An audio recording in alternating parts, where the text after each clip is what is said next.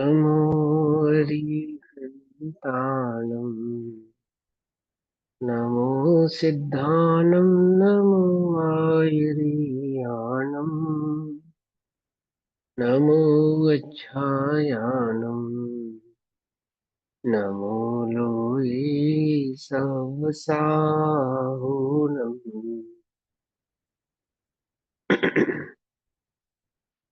ओंकारं बिन्दुसंयुक्तं नित्यं ध्यायन्ति योगिनः कामदं मोक्षदं चैव ओंकाराय नमो नमः। मङ्गलं भगवान् वीरो मङ्गलं गौतमो गणी मङ्गलं कुन्दकुन्दार्द्यो जैनधर्मोऽस्तु मङ्गलम्। सर्वमङ्गलमाङ्गल्यं सर्वकल्याणकारकं प्रधानां सर्वधर्माणां जैनं जयतु शासनम्। नमः सम्यक् स्वानुभूत्या चकासते चित्स्वभावाय भावाय सर्वभावान्तरच्छिदे।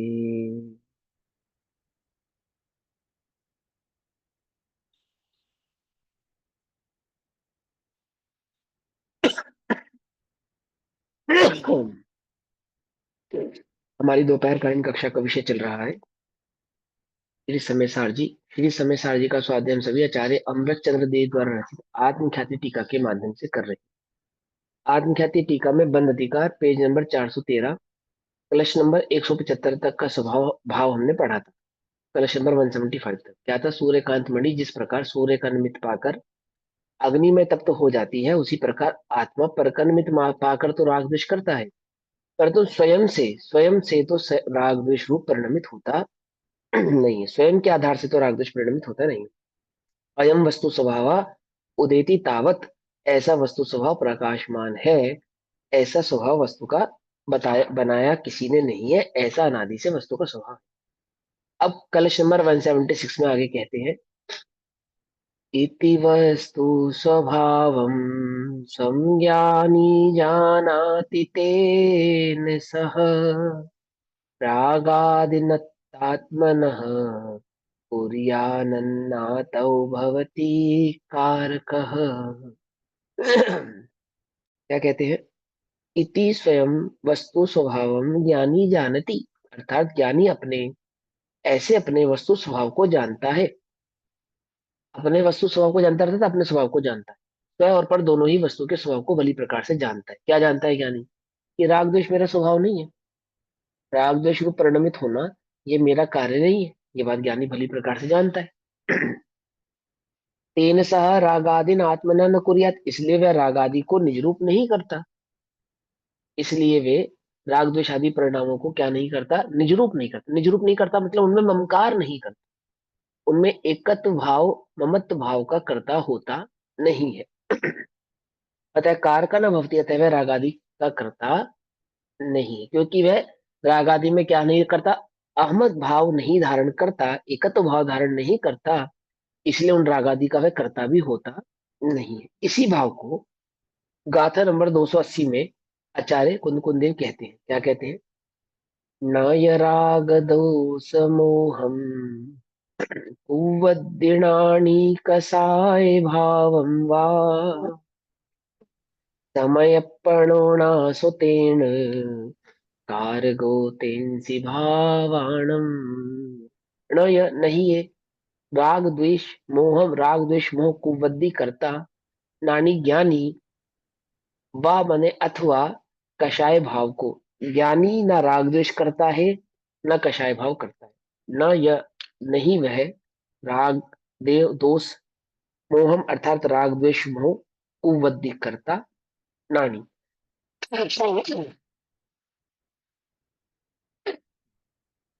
हाँ, नानी कसाय भावम व, ज्ञानी कषाय भाव अथवा, वा माने अथवा, यानी कषाय भाव और राग द्वेष मोह आदि परिणामों को ज्ञानी करता नहीं है।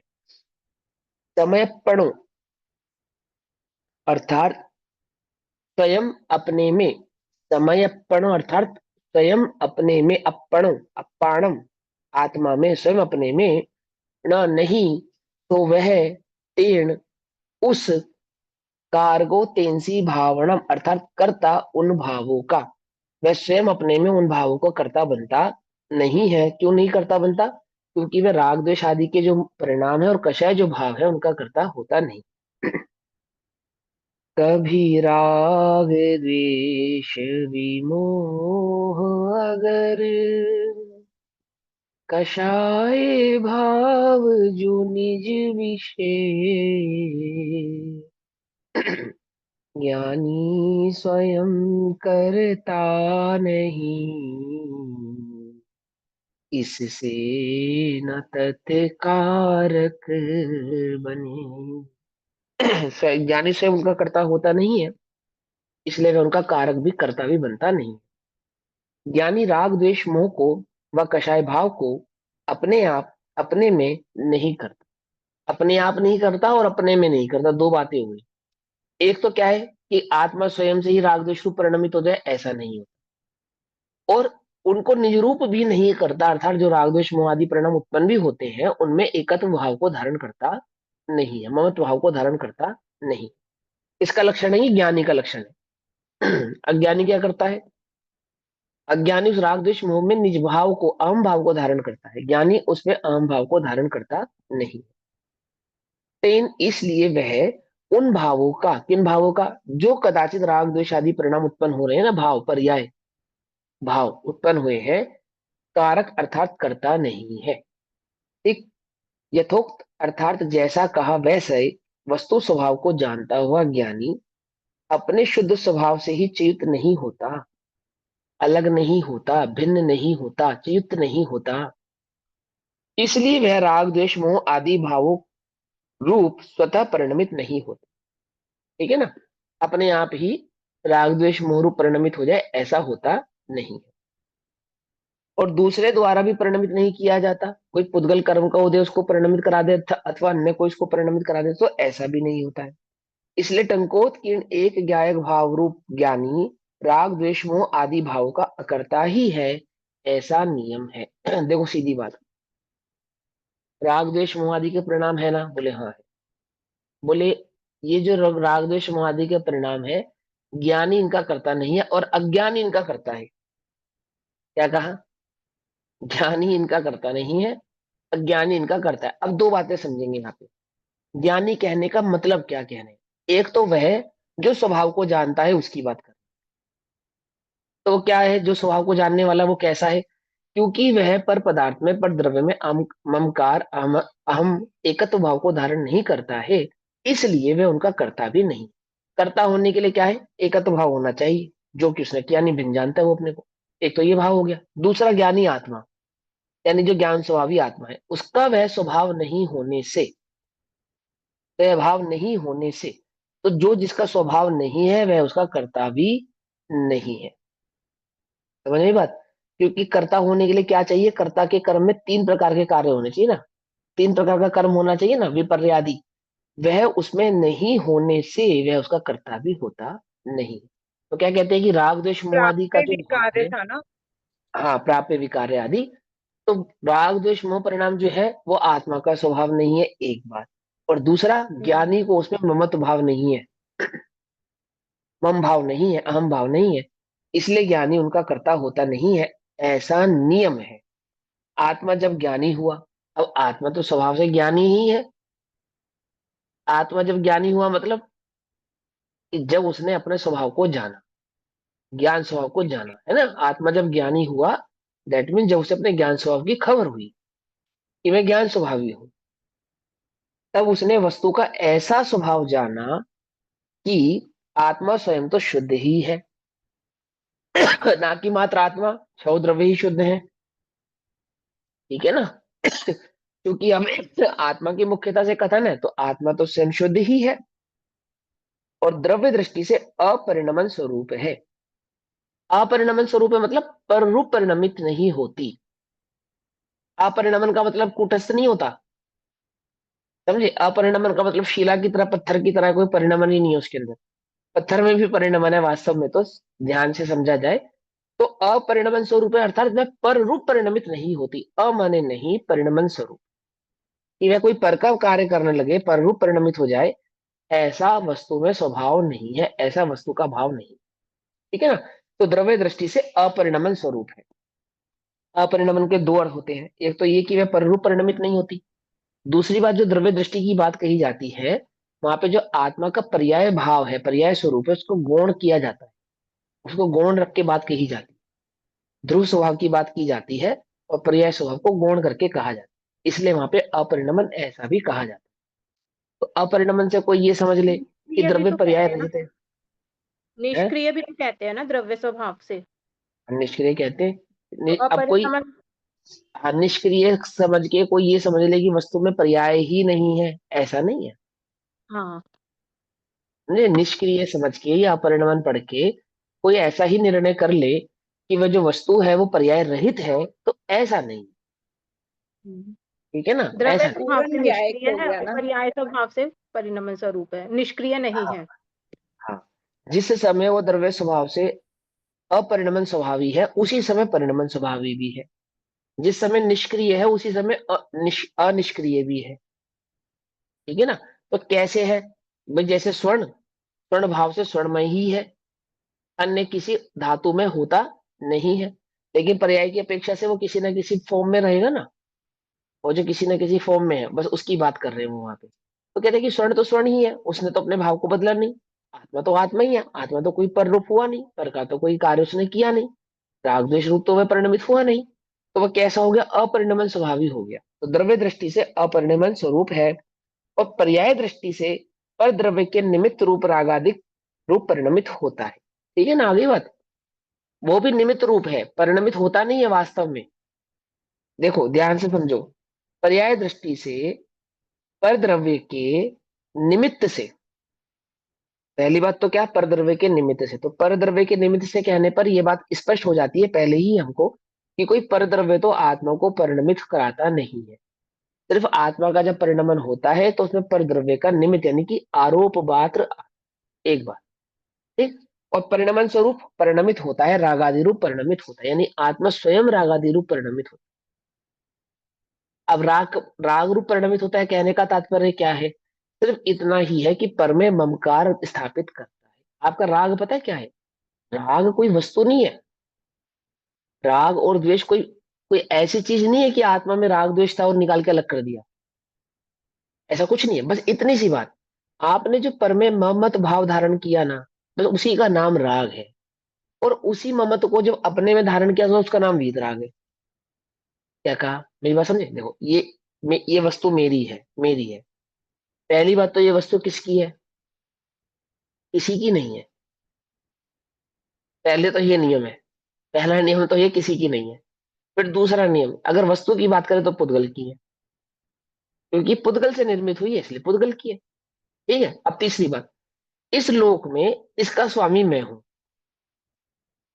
इस लोक में इसका स्वामी मैं हूं। अब ये स्थूल होता चला जा रहा है, सूक्ष्मता से स्थूलता की ओर जा रहे हैं। इसका स्वामी मैं हूं। अब कोई आए और इसको उठा के कहने लगे मेरी है, तो मैं उसको कहूंगा कि तू चोर है। क्या कहूंगा मैं उसे? चोर। अब चोर क्या चीज है? चोर नाम का कोई गुण है उसके अंदर, चोर नाम का कोई कोई द्रव्य घुस गया है उसके अंदर, ये चोर नाम का कोई व्यक्ति अलग प्रकार का दिखता है, उसके अलग सींग होते हैं, कोई अलग द्रव्य है, ऐसा तो नहीं है ना। सिर्फ इस परिणाम के कारण कि वह जो उसका नहीं है उसको मेरा है कहता है, उसको मैं चोर कहूँ। समझे? ऐसे ही जो मेरा नहीं है उसको जो मेरा है ऐसा मानता है, वो रागी है। और जिसको पता है कि मेरा नहीं है, वो वीतरागी है बस। राग और वीतराग दो नाम हैं। किस चीज के दो नाम है? जीव की मान्यताओं के दो नाम।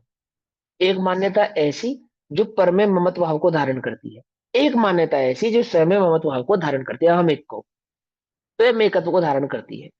जो परमे एकत्व का भाव है जीव का, वही भाव राग द्वेष आदि भाव कहलाता है। समझे या नहीं समझ में ये बात? वह उसका कर्ता कौन है? ये मेरी है, ऐसे भावना का कर्ता कौन है? कि जीव स्वयं है, उसकी स्वयं की मान्यता है। का स्वयं का अभिप्राय है, किसी ने उसको करवा दिया है ऐसा नहीं है। ठीक है ना। यदि कर्म ऐसा करा सकने में सक्षम होगा तो फिर बड़ी गड़बड़ है, फिर वो अरिहंतों को भी कराएगा, सिद्धों को भी कराएगा, और अन्य अन्य ज्ञानियों को भी कराएगा। क्योंकि कर्म का तो काम है कि वो ऐसा कराए, तो कराएगा, सभी के साथ करा सकता है। तो बोले सबके साथ तो ऐसा नहीं होता। बोले किसके साथ होता है? किसी के साथ नहीं होता, क्योंकि वास्तव में कर्म कराता नहीं, होता किसी के भी साथ नहीं है। बस जो नहीं, जिसको अपना स्वभाव नहीं पता, उसको लगता है कि मेरा है, मेरा है, मेरा है। और जिसको स्वभाव की खबर है, वो पर में ममत भाव को धारण करता नहीं। पर इतनी सी बात है। कुछ बात समझ में आ रही नहीं? जो मेरापना भाव को धारण कर रहा है, मेरापना हमें कैसे मालूम चलेगा? तो इकाई है, नापने की इकाई। राग द्वेष मोह आदि कर्म आदि के जो परिणाम है, कर्म जो है, वो जीव की अवस्था विशेष को दर्शाने की इकाई है। समझे नहीं समझे? ये आत्मा अज्ञानी है, कैसे पता चलेगा? ज्ञान स्वभावी आत्मा को अज्ञानी बताना है। स्वभाव तो ज्ञान है, और बतलाना है अज्ञानी, कैसे बताएंगे? परमेकत्वपने से जितना जितना हाँ? परमेकत्वपना होगा। जितना जितना नहीं, एक ही बात होगी, या तो ज्ञानी होगा या तो अज्ञानी होगा, बात एक ही होगी। परिणामों से पता लगेगा। है। परिणाम हाँ, परिणाम परिणामों से मालूम चलेगा। परिणामों से मालूम चलेगा ना। तो कौन से परिणाम से पता चलेगा? परमेकत्व करेगा तो उससे बस, पता लगेगा। बस खत्म बात, उसी से पता चलेगा। और कोई दूसरा काम ही नहीं है, दूसरी चीज ही नहीं है, स्केलिंग है ये तो। आत्मा है ज्ञान स्वभावी, उस ज्ञान स्वभावी आत्मा को ये समझाने की ये अज्ञानी है। जिसको ज्ञान की खबर नहीं है वो अज्ञानी है, बस इतनी सी बात। तुम्हारे पास 1 करोड़ रुपया है, तो तुम्हें मालूम ही नहीं है। मालूम ही नहीं है तो क्या हो तुम, करोड़पति हो या नहीं हो? अब दोनों बातें हैं।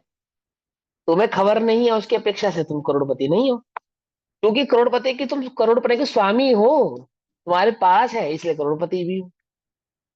कुछ बात समझ आती नहीं आती है? 1 करोड़ रुपया है, खबर नहीं है मुझे, पता नहीं कहाँ है।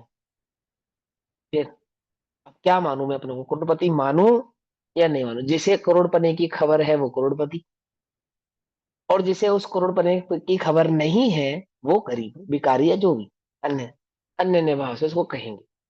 लेकिन मात्र करोड़पति की बात अगर मैं करूं, क्योंकि वो तुम्हारा ही है और तुम्हारे ही पास है, भले ही तुम्हें खबर नहीं है, कहलाओगे तो तुम करोड़पति ही।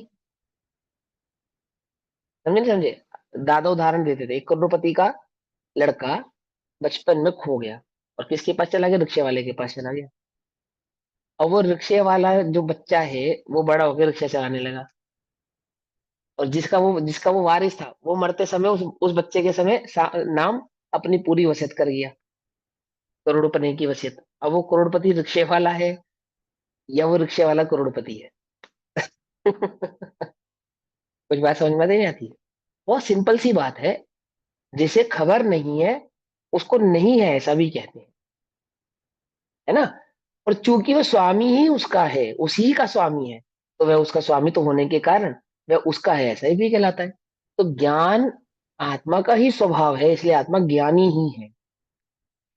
खबर नहीं है इसलिए अज्ञानी। अब अज्ञानी है या नहीं है? मैं स्वयं भगवान हूँ, उस बुक में उन्होंने बताया ये सारा कि हाँ हाँ करोड़पति क्या है। हाँ मैं हाँ स्वयं भगवान हूँ, वो बुक लिखी है उन्होंने छोटी सी एक। हाँ हाँ हाँ हाँ, वो उदाहरण के ऊपर पूरी किताब है। तो अब वो कैसे मालूम चले कि, अब क्या कहते हैं कि मैं ज्ञानी हूं या नहीं हूं? इस स्वभाव की खबर है वो ज्ञानी, स्वभाव की खबर नहीं है वो अज्ञानी। खबर नहीं होने पर स्वभाव का क्या होता है कि कुछ नहीं होता, एज इट इज ही रहता है, जैसा है वैसा का वैसा ही रहता है। तो उस अपेक्षा से तो सदैव जीव ज्ञानी ही रहता है। समझे नहीं समझे? और पर्याय दृष्टि से देखने पर क्या लिखा? पर्याय दृष्टि से परद्रव्य के निमित्त रूप रागादि रूप परिणमित होता है। क्योंकि उसे खबर नहीं है, अपनी खबर नहीं है, स्वभाव की खबर नहीं है, परमेकत्व भाव को धारण करता है, इसलिए वह रागी द्वेषी आदि आदि भाव को, नाम को पाता है, कहलाता है। इसलिए अब ज्ञानी स्वयं उन भावों का कर्ता नहीं होता। ठीक है। जो उदय आते हैं उनका ज्ञाता ही होता है। ठीक। वैसे तो ये भी बहुत स्थूल बात है, ज्ञानी उदय का भी ज्ञाता नहीं होता। एक चैतन्य स्वभाव का ही ज्ञाता होता है बस। एक को जानता है, एक ही को देखता है, और एक ही में रमण करता है। बनारसी दास जी ने कही है ये बात। एक देखिए जानिए, रमी रही है कठोर, समल विमल न विचारिए, विचार भी नहीं है उसका, यही सिद्धि नहीं और कुछ नहीं है। लेकिन केवल ज्ञान की अपेक्षा से स्वपर को जानता है, बस इतनी सी बात। ठीक, तो क्या कहते हैं, अज्ञानी ऐसे वस्तु स्वभाव को नहीं जानता, इसलिए वह रागादिक भावों का कर्ता होता है। करता है नहीं, उसको कर्ता इसलिए कहते हैं, कहते इसलिए। क्या है उसका कर्तापना? वो नहीं जानता, यही उसका कर्तापना है बस, और उससे अधिक कुछ कर्तापना नहीं। समझे? वो नहीं जानता। क्या नहीं जानता? स्वभाव को नहीं जानता, जो कि उसको जानना चाहिए। अपनी ही जिसे खबर नहीं है, उसे लोक में क्या कहते हैं? अज्ञानी ही कहते हैं, पागल ही कहते हैं। और जिसे अपनी खबर है, उसे तो कोई पागल कहता। पागल होने की एक ही निशानी है बस, अन्य कोई निशानी नहीं है। पागल होने की एक ही निशानी है, क्या? अपनी खबर ना होना। हम सब पागल हैं या समझदार? इस पागल। अर्थ का आगामी गाथा का सूचक श्लोक कहते हैं। इसी अर्थ को आगामी गाथा में जो कहेंगे, इसी भाव को आगे आचार्य देव उसका उसके स्वभाव रूप अर्थ रूप आचार्य अमरचंद्र देव कलश कहते हैं। 177 नंबर का कलश क्या कहते हैं? इति वस्तु स्वभावं स्वं ज्ञानि वेत्ति तेन सह रागादिनात्मनः कुर्यात् ततो भवति कारकः। इति स्वयं वस्तु स्वभावम अज्ञानी न वेत्ति। इति अज्ञानी अपने ऐसे वस्तु स्वभाव को न वेत्ति नहीं जानता। समझे? अज्ञानी अपने वस्तु स्वभाव को, अपने स्वभाव को नहीं जानता। अच्छा, तीन सह रागादीन आत्मा न कुर्यात, इसलिए वह रागादिक को अर्थात रागादिक भावों को अपना करता है, अर्थात उनमें ममत्व भाव को धारण करता है। रागादिक भाव में अपनत्व करता है का मतलब सीधा सीधा परमेकत्व करता है बस। बस इतनी सी बात। रागादि को अब ममत्व, ममत्व क्या है? परमेकत्व बुद्धि का नाम ही ममत्व है या रागादिक भाव है। वो राग उत्पन्न कहाँ से हो रहा है? राग नाम के किसी द्रव्य में एकत्व भाव धारण किया, उसका नाम राग नहीं। पर में जो एकत्व धारण किया है उसका नाम राग है। पर में आई पे समझ में आती है नहीं समझ में आती है? एक तरीका और है, स्वभाव को जिन नहीं जानता है उसका नाम राग है। क्या समझे? स्वभाव को नहीं जानता ना, कि देखो भैया हमें राग द्वेष भी नहीं है और हम आत्मा को भी नहीं जानते, ऐसा हो सकता है? बोले जड़ जड़ के साथ तो हो सकता है, आत्मा के साथ नहीं हो सकता। क्या समझे नहीं समझे? कि हमें राग द्वेष भी नहीं है और हम आत्मा को भी नहीं जानते, हो सकता है ऐसा? आत्मा को नहीं जानने का नाम ही राग द्वेष है। समझे? दो बात, दो तरीके से, एक पर में ममत्व धारण करे उसका नाम राग द्वेष है, एक स्वभाव को ना जाने उसका नाम राग द्वेष है। ये दो अलग अलग बातें हैं क्या? बोले एक ही बात है। स्वभाव को नहीं जानने वाला ही पर में एकत्व को धारण करता है, और पर में एकत्व धारण करने वाला ही स्वभाव को जानता नहीं। एक ही बात है, दो अलग अलग बातें नहीं। कि नहीं नहीं भैया हमें राग द्वेष तो है नहीं, बिल्कुल भी नहीं, हमें दुनिया में किसी से राग द्वेष नहीं है। आत्मा क्या होती है ये तो हमें खबर नहीं, हम तो नहीं जानते आत्मा वात्मा के बारे में। लेकिन हाँ, हमें इतना पता है कि हम किसी से राग द्वेष नहीं करते। है ना? ऐसे जगत में कितने सारे लोग जो क्या कहते हैं कि आत्मा वात्मा क्या है ये तो हमें खबर नहीं। हमें तो इतना पता है, ना काहू से दोस्ती ना काहू से बैर, हमारा तो किसी से राग द्वेष है नहीं। है ना? ऐसा होता है? ऐसा तो जड़ के साथ होता है, चेतन के साथ नहीं होता। ऐसा तो अपने आत्मा को ही को भी, फील हो जाता है। हाँ आत्मा को भी नहीं जाने और राग द्वेष भी नहीं जाने, अपने को भी लगता है ना कभी कभी, निश्चयभाषी है उपयोग ना। तो कहीं ना कहीं लगेगा, जहाँ स्वयं में लगे जहाँ पर में लगे। हाँ, वो लगेगा ही। लेकिन वो अज्ञानी को ऐसा लगता है कि मैं राग द्वेष भी नहीं करता और आत्मा को भी नहीं जानता। आत्मा को नहीं जानता तो क्या हुआ, मैं राग द्वेष तो नहीं करता? ऐसा होता ही नहीं है। राग द्वेष का मतलब ही यही आत्मा को ना जानना। ठीक है ना? क्योंकि जानने वाले स्वभाव को तो कभी छोड़ता जीव नहीं है। है ना? तो क्या कहते हैं, इति स्वयं वस्तु स्वभावम अज्ञानी न वेत्ति, नहीं जानता। क्या नहीं जानता? अज्ञानी अपने स्वभाव को, अपने आत्म स्वभाव को नहीं जानता। पहली बात ये समझो, जो पहले ही ये बात मान रहा है कि मैं आत्मा को नहीं जानता, क्या, तो वह तो वैसे ही सिद्ध हो गई ये बात कि ये रागी द्वेषी है, अज्ञानी है। तो पहले सिद्ध हो गई बात। क्योंकि राग द्वेष नहीं होने के लिए क्या करूं, हमें क्या लगता है कि हम पर से दृष्टि हटाएं, तो कहाँ लगाएं? अपने में, स्वयं हाँ, में। तो अपने में। अब पर में हटाए ये तो उपदेश है, और पुरुषार्थ है स्वयं में लगाए। समझे या नहीं समझे? क्या समझे? शैतानी मत करो, तो क्या करे? है, शैतानी मत करो, बच्चे से कहते ना, तो क्या करूं? ये तो हुआ नहीं करने की अपेक्षा से। नहीं तो कुछ करूं भी कि शांत रहो, ऐसा, कि शांत बैठो या शांत रहो, ऐसा है ना। ऐसे ही पर में एकत्व नहीं करो, चलो जी ठीक है, फिर कहाँ करूं? कहीं तो करूंगा, कहीं तो करूंगा ना। तो स्वभाव में एकत्व धारण करो।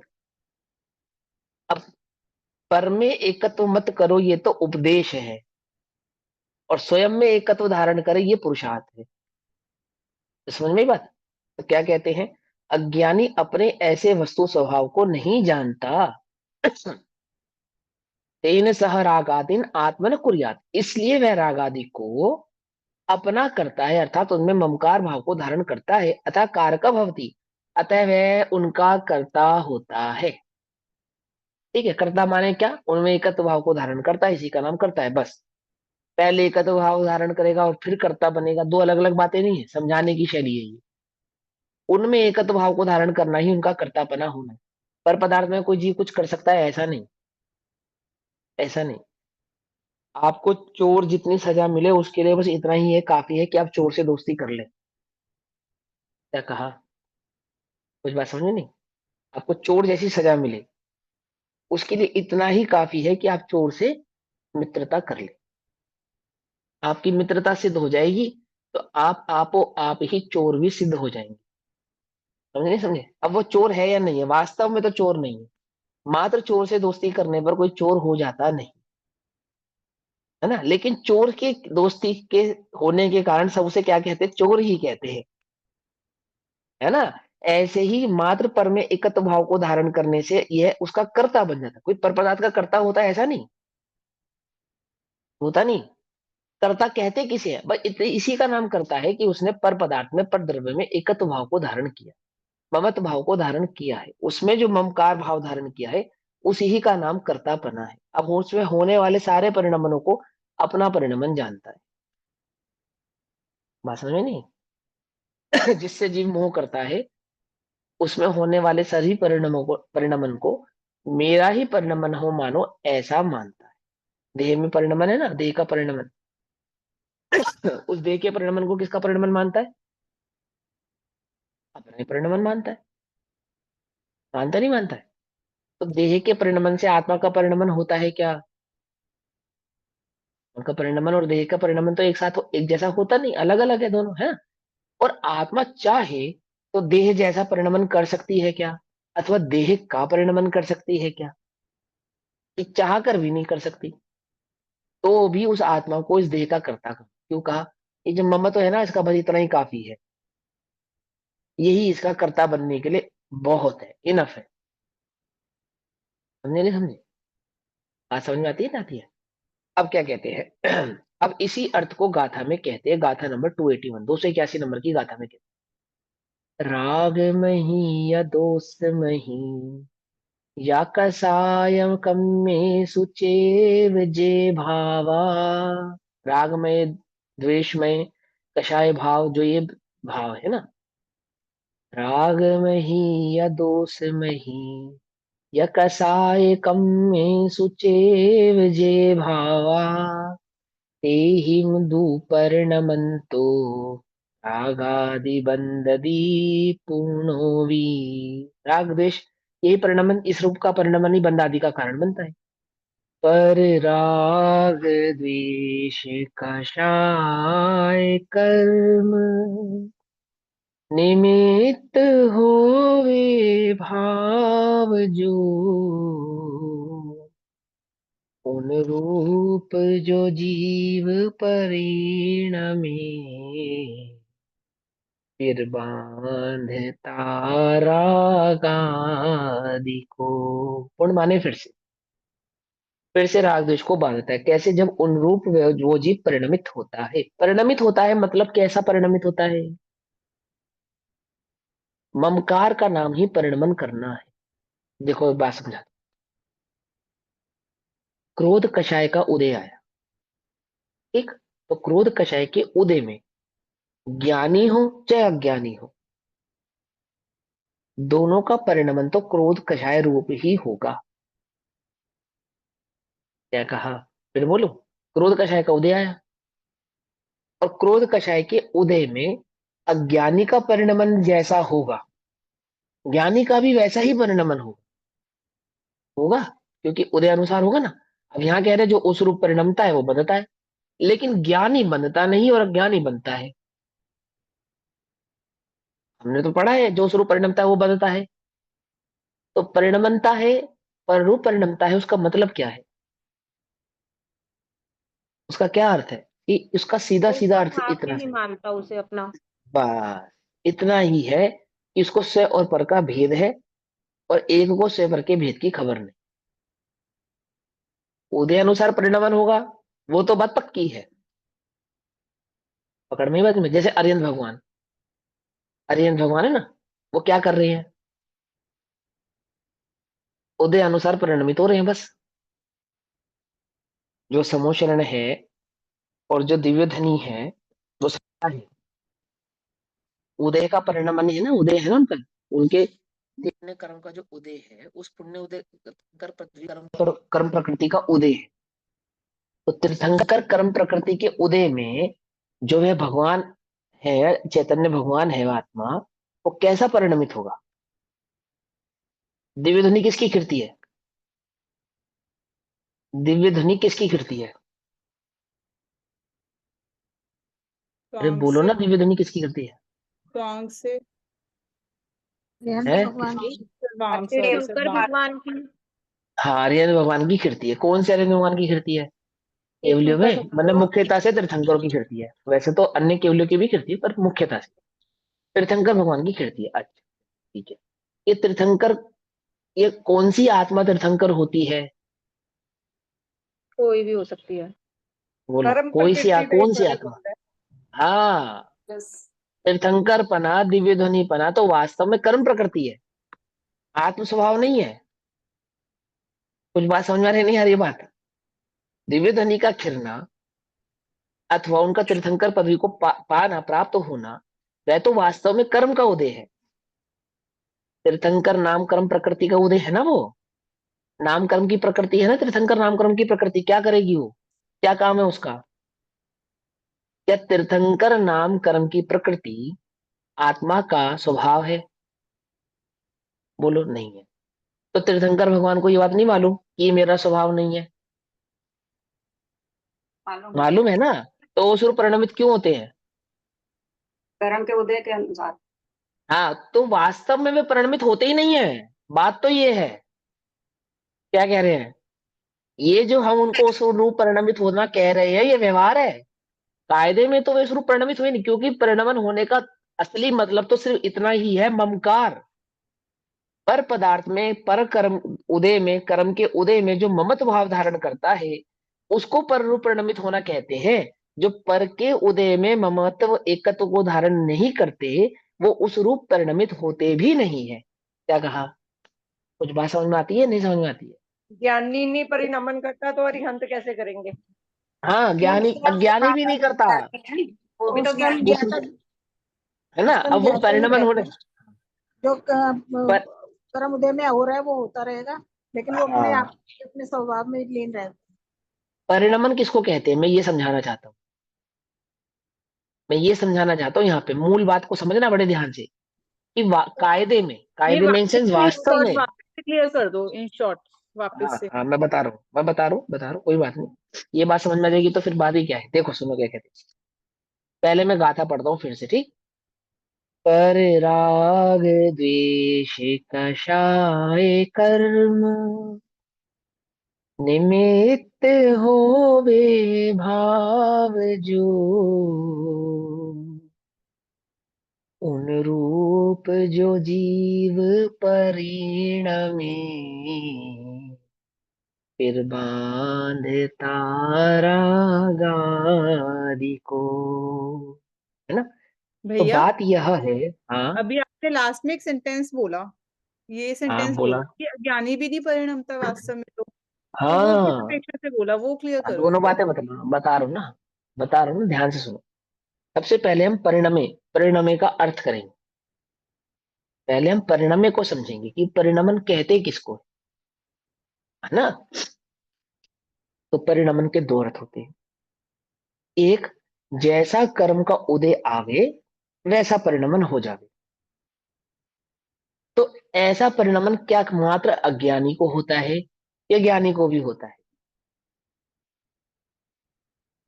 सीधी बात है ना, कि ऐसा परिणमन तो ज्ञानी को भी होता है, अज्ञानी को भी होता है। जैसा कर्म का उदय है वैसा परिणमन है। भाई ज्ञानी मनुष्य गति के कर्म के उदय में, ज्ञानी भी मनुष्य गति में आएगा, अज्ञानी भी मनुष्य गति में आएगा।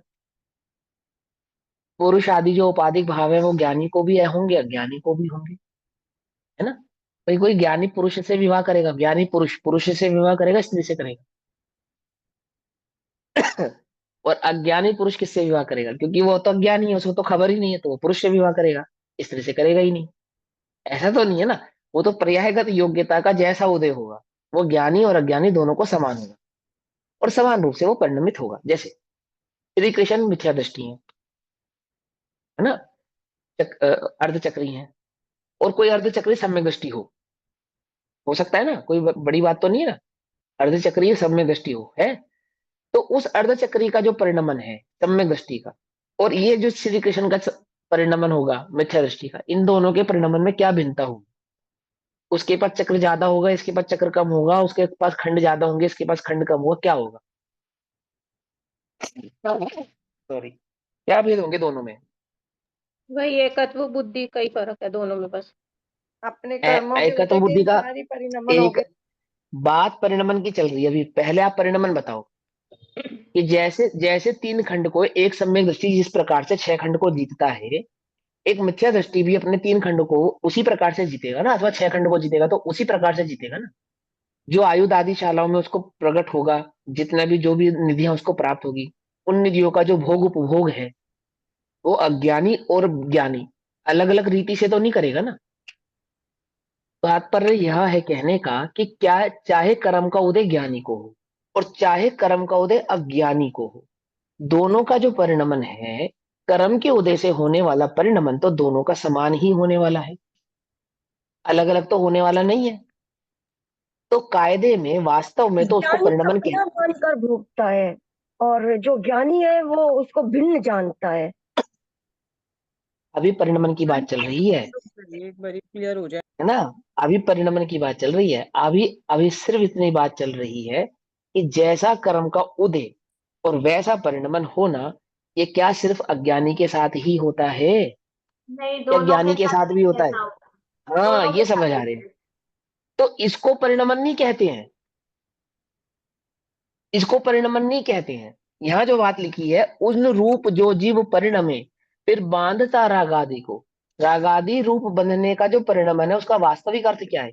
वो जो एकत्व भाव है उसका नाम परिणमन है। कर्म के उदय के अनुसार परिणमने को परिणमना नहीं कहते हैं। कर्म के उदय में जो एकत्व भाव, पर में जो एकत्व भाव धारण किया है उसने, उस एकत्व भाव का नाम यहाँ परिणमन करना है, जो अज्ञानी को तो होता है, ज्ञानी को नहीं होता। और जिसे हम परिणमन जानते हैं कर्म के उदय को, वह तो ज्ञानी हो चाहे अज्ञानी, दोनों को समान होता है। उस परिणमन को तो वास्तव में परिणमन नहीं कहते, ना ज्ञानी का परिणमन है वह, ना अज्ञानी का परिणमन है। क्योंकि एक द्रव्य दूसरे द्रव्य को परिणमित कराता नहीं है। सभी द्रव्य स्वभाव से अपने अपने रूप ही परिणमित होते हैं, एक दूसरे रूप परिणमित नहीं होते।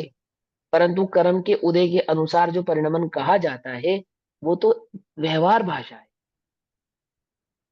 और निश्चय में जिसको परिणमन कहा जा रहा है, अज्ञानी का परिणमन, वो क्या है?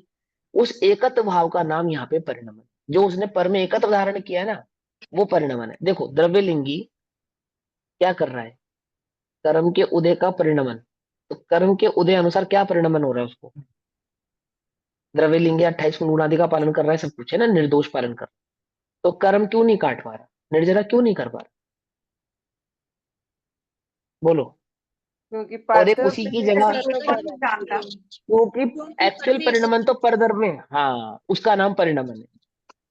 और यहाँ अज्ञानी को क्या कहेंगे, जो ज्ञानी को क्या कहेंगे, जो ज्ञानी है, जो चौथे गुण स्थानवर्ती ज्ञानी है ना, सम्यक दृष्टि है और चक्रवर्ती है, तो क्या कहते हैं, वो कुछ नहीं, इसके कर्म का उदय है। तो कर्म का उदय मात्र उसी का है, उसका कर्म का उदय नहीं है। क्या कहा, कर्म का उदय सिर्फ ज्ञानी को ही है, कर्म का उदय अज्ञानी को नहीं है क्या, भाई तो कर्म का उदय वास्तव तो में हम दोनों को ही। ज्ञानी को परिणमन कहेंगे ही नहीं। हाँ, अब एक्चुअल परिणमन का मतलब क्या होता है, एक्चुअल मतलब एक्चुअल कि जिसको परिणमन। एकत्व तो नहीं है, हाँ ज्ञानी जिसको पररूप एकत्व नहीं है, परिणमन करता है, ज्ञानी पररूप हाँ परिणमन नहीं करता। नहीं करता, तो पररूप परिणमन करने का मतलब क्या और पररूप परिणमन नहीं करने का मतलब क्या, वही जो इन दोनों का परमेश्वर मतलब वही क्या है। करता भाव हाँ, आ जाएगा ना कि ये मेरा पर है, में जो एकत्व मैं भाव करता है, हूँ। हाँ पर में जो एकत्व भाव है उसका मतलब है पररूप परिणमित होना, और पर में जो एकत्व भाव नहीं है उसका मतलब है पर में एकत्व रूप परिणमित नहीं होना। मात्र कर्म के उदय की बात यहाँ नहीं है, क्योंकि कर्म का उदय तो ज्ञानी हो चाहे ज्ञानी दोनों को समान रूप से होगा, और कर्म के उदय के अनुसार जो प्रवृत्ति होगी वो भी दोनों की समान ही होगी, कोई भिन्न हो जाने वाली है ऐसा नहीं, अलग हो जाने वाली है ऐसा नहीं। तो क्या है इन दोनों में, एक को आप परिणमन करने वाला कहते हो और एक को परिणमन नहीं करने वाला कहते हो। बोले एक का एकत्व भाव है पर में, वह उसका परिणमन है, और एक का पर में एकत्व भाव नहीं है, वह उसका अपरिणमन भाव है। कुछ बात समझ में आती नहीं थी, क्या कहते हैं, पर राग द्वेष कषाय कर्म निमित्त होवे भाव जो, इनके निमित्त से जो भाव होते हैं, उन भाव रूप जो परिणमे, उन रूप जो जीव परिणमे। बोलो भैया, जीव राग द्वेष रूप परिणमित होता है या नहीं होता है, बोले। एकत्व का नाम है परिणमित होना, और एकत्व नहीं है तो परिणमन भी नहीं है। रामचंद्र जी रागी द्वेषी नहीं है, नहीं है और नहीं है, और लक्ष्मण रागी द्वेषी है और है। ये कैसी गजब बात करते हो, जितना गुस्सा रामचंद्र जी लक्ष्मण को 6 महीने कंधे पे लेकर डोल रहे हैं, और क्या कह रहे हैं, राम जी रागी नहीं है, कर्म के उदय में परिणमित हो तो रहे हैं। कर्म के उदय से परिणमित हो तो रहे हैं, नहीं हो रहे हैं। कर्म के उदय से राग रूप परिणमित नहीं हो रहे हैं। कैसे नहीं हो रहे हैं, इसको परिणमन नहीं कहते, एकत्व को परिणमन कहते हैं। रामचंद्र जी को एकत्व नहीं है, तो जो स्वभाव में एकत्व है उनके परिणमन हमें स्वभाव। उनका दिखाई दे रहा है वो क्या हम उनके पर्याय का परिणमन मान लेंगे? अब वो कर्म का उदय है ना, वो कर्म का उदय, वो उसको कर्म को उदय कर्म का कहा तो उदय तो हम। उनके अंत में आया हाँ, भैया, कर्म अब का वही उदय तो तो बतला कर्म तो रहा के हूँ, उदय में आया।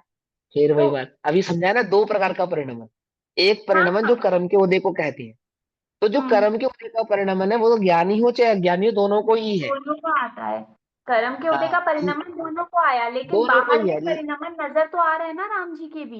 हाँ, तो कर्म के उदय है ना वो, कर्म के उदय का परिणमन है ना, वही तो समझा रहे हैं। कर्म के उदय का परिणमन ज्ञानी हो चाहे अज्ञानी हो दोनों को आता है। एक को तो कहते हैं कि कर्म के उदय का परिणमन है, और एक को कहते हैं कि राग का परिणमन है। बोले ऐसे ये पार्शलिटी क्यों करते हो आप, एक को तो आपने कह दिया कि कर्म के उदय का परिणमन, तो जैसे कर्म का उदय का परिणमन ज्ञानी को है ऐसे ही अज्ञानी को भी है। बोले नहीं, ऐसे नहीं है, जैसा कर्म का उदय का परिणमन ज्ञानी को है वैसा अज्ञानी को क्यों नहीं है। बोले उसको कर्म के उदय में यानी कि पर में एकत्व भाव होने से वह उस पर का कर्ता है, पर का परिणमन नहीं है उसको, वो तो उस पर का कर्ता कहलाएगा। और ज्ञानी को उसमें एकत्व भाव नहीं होने से, वह उसका कर्ता नहीं कहलाने से मात्र कर्म के उदय का परिणमन है ऐसा कहलाएगा। गाथा क्या कहती है कि उन रूप जो जीव परिणमे फिर बांधता राग आदि को, जो राग आदि रूप परिणमित होता है वह राग आदि को बांधता है। तो राग आदि रूप परिणमित होने का मतलब क्या, वो राग भाव का उत्पन्न होना, और भाव कर्म के भाव के उत्पन्न होने पर राग रूप परिणमित होना, उसका नाम यहाँ पे राग रूप परिणमित होना नहीं है। देखो रामचंद्र जी जब लक्ष्मण को 6 महीने कंधे पे लेकर घूम रहे हैं, तो क्या वो राग नहीं कर रहे हैं, राग रूप परिणमित नहीं हो रहे हैं, ये हो रहे हैं। और हमने यहाँ पे पढ़ा कि जो राग रूप द्वेष रूप परिणमित होता है वो कर्म को बांधता है। तो इसका मतलब वो कर्म को बांध रहे हैं, बांध रहे हैं नहीं बांध रहे हैं? कि वो राग द्वेष रूप परिणमित ही नहीं हो रहे हैं, कि हो रहे हैं, कर्म का उदय दिख रहा है हमें, हो रहे हैं कि नहीं हो रहे हैं? बोले क्यों नहीं हो रहे? बोले एकत्व नहीं है, एकत्व का नाम है परिणमित होना, और एकत्व नहीं है तो उसका नाम है परिणमित नहीं होना। तो लेकिन जो दिखने से कर्म के, फर्क नहीं पड़ता भैया। जैसे हमें अरे तो वो तो दिख तुम, रहे हैं वो राग रूप तो होते हुए। जो तुम्हें दिख रहा है ना वो व्यंजन पर्याय है, ज्ञानी की हम्म। वही तो दृष्टि है, और क्या है? ज्ञानी की वही तो दृष्टि। आप लोग क्यों कंफ्यूज हो रहे हो, क्यों घबरा रहे हो? बहुत सिंपल सी बात है, एकदम सिंपल बात है, एकदम साधारण सी बात है, लेकिन हम उसको थोड़ा सा क्या कर रहे हैं, ज्यादा नजदीक ले आते ना जब किसी अक्षर को, तो नजर नहीं आता।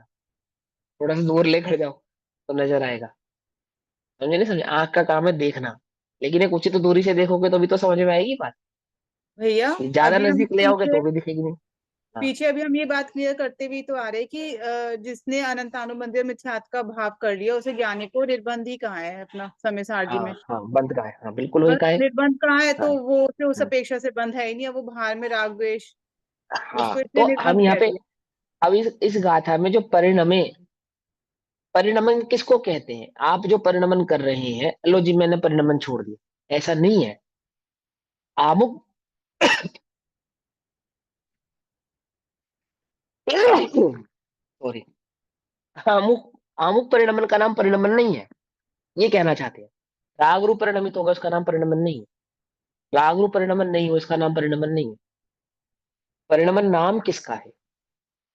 परिणमन नाम है एकत्व भाव का, बस इसका नाम है। आप बिल्कुल राग द्वेष नहीं कर रहे। जैसे द्रव्यलिंगी का उदाहरण आता है ना, कि उसके ऊपर कोई उपसर्ग करता है तो वो उपसर्ग का रिप्लाई नहीं करता, तो वो वहां पे राग रूप परिणमित हो रहा है या द्वेष रूप परिणमित हो रहा है या नहीं हो रहा है? हो रहा है। अरे गजब कर रहे हो, कैसे हो रहा है? वो तो हो कुछ रहा भी है। नहीं कह रहा, वो तो बिल्कुल शांत बैठा है। अगर वो द्वेष रूप परिणमित हो जाएगा तो उसको क्या हो जाएगा? नो अग्रीवेक नहीं मिलेगा। परिणामों से पता लगेगा ना हो रहा है कि नहीं हो रहा हाँ, है। तो वो कह रहे उसका नाम परिणमन नहीं है, वो जो परिणाम उत्पन्न जो भाव है ना उसका नाम नहीं है परिणमन। वो जो एकत्व भाव अभी भी बैठा है अंदर में, उसका नाम परिणमन है। जो उसका परमे एकत्व भाव अभी एज इट इज बैठा है, अनंतानुबंधी रूप, उसका नाम है परिणमन। वो आपको क्रोध करता हुआ नहीं दिखाई देगा, वो आपको द्वेष करता हुआ नहीं दिखाई देगा, और वह क्षमा भाव को धारण करता हुआ दिखाई देने पर भी क्या नहीं है, वीत राग भाव का करता नहीं है, राग भाव का ही करता है। कि राग तो हम नहीं देख रहे उसको करते हुए, राग तो नहीं कर रहा, वो राग रूप तो परिणमित नहीं हो रहा, बल्कि रामचंद्र जी हो रहे हैं राग रूप तो परिणमित। सीता के प्रति हो रहे हैं, चाहे लक्ष्मण के प्रति हो रहे हैं, वो हो रहे हैं, और ये द्रव्यलिंगी तो नहीं हो रहा। परिणमन उस परिणमन को नहीं कहते वो जो तुमको दिखाई दे रहा है, उस एकत्व भाव का नाम परिणमन है, जो अज्ञानी को है और ज्ञानी को नहीं है। भैया तो क्या कहते हैं? समय हाँ सारजी में आता है ना, ज्ञानी बंधे ना कर्म से सब कर्म करते भोगते, यह ज्ञान हाँ की हाँ सामर्थ्य और वैराग्य का बल जानिए। हाँ। तो ये तो ये बात तो हम समझ कर आए हैं ना। तो हम यहाँ पे यही तो बात समझा रहे हैं कि परिणमन का मतलब क्या होता है। हमें क्या लगता है कि कर्म का उदय आया, उस रूप हम परिणमित हुए तो बंध को प्राप्त होगा, उसको परिणमन नहीं कहते, उसको नाम व्यवहार परिणमन है।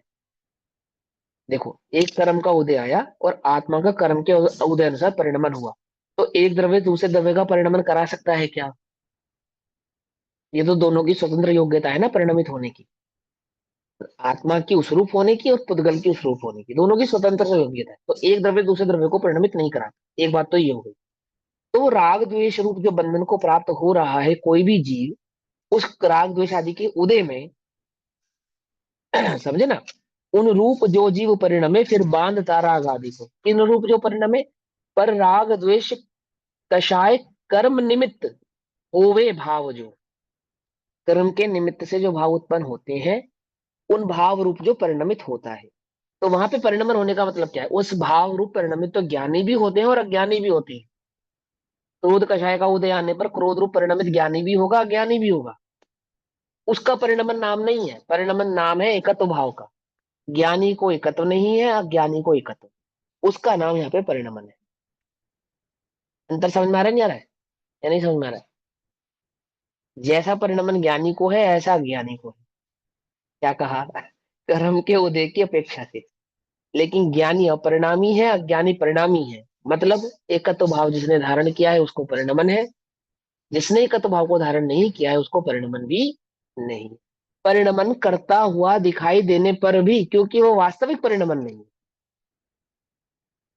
समझे नहीं समझे? क्या है कि कर्म का उदय मात्र है।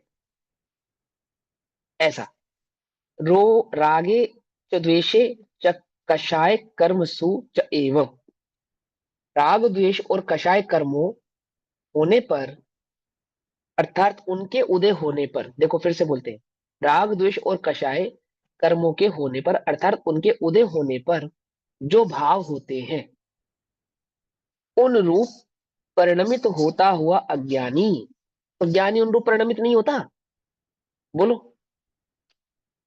राग द्वेष और कषाय के कर्म के उदय होने पर क्या ज्ञानी को राग द्वेष और कषाय आदि के परिणाम नहीं होते? होते हैं, भूमि का अनुसार सभी को होते हैं। लेकिन वास्तव में उसको परिणमन नहीं कहते हैं, क्योंकि वहां उसको एकत्व नहीं है। और ज्ञानी को भी परिणमन हो रहा है तो भी उसको परिणमन कहते हैं, क्योंकि वहां उसको एकत्व है ना। तो क्या कहते हैं, जो भाव होते हैं उन रूप परिणमता होता हुआ, परिणमित होता हुआ अज्ञानी, उस रूप परिणमित होता हुआ अज्ञानी, और उस रूप परिणमित होता हुआ ज्ञानी। क्या कहा? उस रूप परिणमित होता हुआ ज्ञानी क्या नहीं होता? राग आदि को पुनः पुनः नहीं बांधता, लेकिन अज्ञानी बांधता है। कैसे बांधता है? कैसे बांधता है? परिणमित तो दोनों हो गए कि हाँ वो उसको करता पर था वो। एकत्व भाव, हाँ। एकत्व भाव। आई बात समझ में? ऐसा हम्म। अब टीका में कहते हैं। टीका अभी तो समय हुआ 415 लेकिन नंबर पेज पे। मतलब कि हाँ, सामने वाला नहीं बता सकता कि कौन ज्ञानी है या कौन अज्ञानी है, मतलब अरे ऐसा। ज्ञानी स्वयं जानता है कि वो ज्ञानी है या नहीं है। हाँ, वो तो स्वयं सामने वाले को जानता है। छोड़ो। और ज्ञानी ये भी जानता है कि कौन ज्ञानी है कौन अज्ञानी है। हाँ। ज्ञानी ये भी जानते हैं, ऐसा नहीं है ना। आगे गाथा का आज टीका को पढ़ेंगे ना तब अच्छे वहां पे से बढ़ेंगे। क्लियर हुआ है ये परिणमन का मतलब। हाँ, परिणमन से एक कर्म को, मेरे तो कर्म का उदय भैया, हम नहीं परिणमित हो, इसको नहीं कहते परिणमन। अभी तुम्हें कोई दिखाई तो क्रोध का देते छाया हैं आ वो जाए, तो, हो रहा है कर्मों अभी के अभी उदय तुमको कोई क्रोध का आ जाए है ना, तीव्र कर्म कर्म का उदय है, क्रोध आ गया तुम भी तो ये भी कर्म का उदय है। तो मेरा ऐसा परिणमन हो गया। एक कर्म के उदय में होने वाला परिणमन, इस परिणमन की बात तो हो ही नहीं रही है ना। इस बात की परिणमन की बात नहीं हो रही है। जैसे कई लोगों का क्वेश्चन है ना, ज्ञानी क्यों नहीं बनता भैया, ज्ञानी क्यों नहीं बनता, अज्ञानी ही क्यों बनता है। ऐसे ऐसे बड़े जोर लगा लगा के प्रश्न पूछते लोग। एक का तो नहीं है उसको, उसका नाम परिणमन है। समझे? वो ज्ञानी जानता को है कि एकत्व नहीं। मैंने हाँ, किससे प्रेम करना है, पर में जाना है, अपनापन करना है या निज में करना है, वो ज्ञानी जी जानता हाँ, है। वो ज्ञानी जानता है। इसका नाम परिणमन। वो कर्म, बाकी तो सब कर्म का उदय दोनों को समान रूप से हो रहा है, उसमें क्या बात हो रहा है। रावण के कर्म का उदय है, उसको सीता के प्रति राग है, तो उसमें रावण का क्या दोष है? सीता से राग ये रावण का दोष नहीं है, स्वभाव को नहीं जानता, ये रावण का दोष है।